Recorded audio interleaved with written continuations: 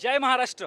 आज आज जर तुम्ही पाहिलं असेल, पोलीस आपल्याला इकडून जा जा म्हणतायत, काही दिवसानंतर मुंबईच्या बाहेर जा म्हणतील, ही वेळ आपल्याला आलेली आहे।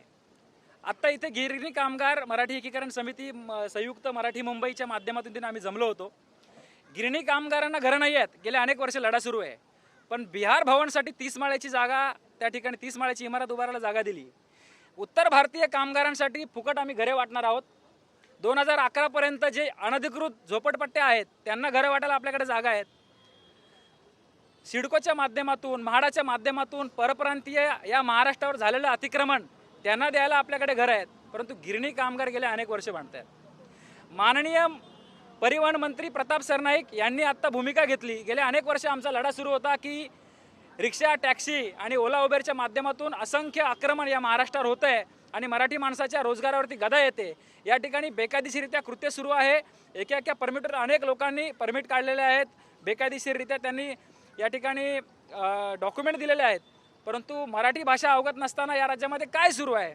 आम्ही मागणी केली होती 2019 पासून आणि त्यावेळेस नियम केला, त्याची अंमलबजावणी होत नव्हती। वेळोवेळी परिवहन मंत्री यांना भेटलो आणि हा नियम लागू केला, परंतु त्याच्या विरोधात काही महाराष्ट्रद्वेषी, या महाराष्ट्र राज्यद्रोह करणारे आपलेच गद्दार त्यांच्या विरोधात गेले आणि आंदोलनाची भूमिका घेतली। आज हे महाराष्ट्रामध्ये राहून, मुंबईमध्ये राहून आपल्याला सांगतात की आम्ही मराठी बोलणार नाही, रस्त्यावर उतरू। इतकी वाईट वेळ आपल्याला आली आहे। उद्या हे आपल्याला सांगतील की मराठी माणसं मराठी बोलतायत म्हणून आम्ही आंदोलन करू। तर मराठी एकीकरण समितीच्या माध्यमातून माननीय मुख्यमंत्री यांना विनंती आहे, परिवहन मंत्री यांना विनंती आहे, उपमुख्यमंत्री यांना विनंती आहे, आपण आज जे परप्रांतीयांना भीक घालत आहात हे कुठेतरी थांबलं पाहिजे। हा मराठी माणसाचा उद्रेक आता आपण पाहतोय। गेल्या अनेक वर्ष आपण पाहतोय की महाराष्ट्र दिनाला इथे मोजके लोक यायचे, आज हजारोच्या संख्येने या ठिकाणी लोक जमले आहेत। आता लोकांची संख्या रस्त्यावर तुम्हाला दिसेल।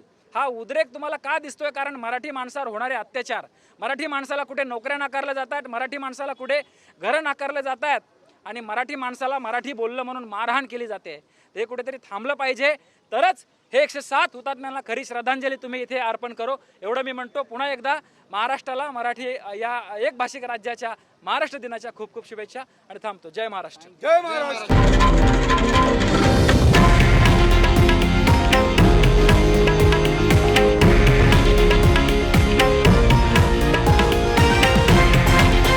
हे आहे देशातील नंबर 1 न्यूज नेटवर्क आणि आपण पाहत आहात TV9 मराठी, एकमेव।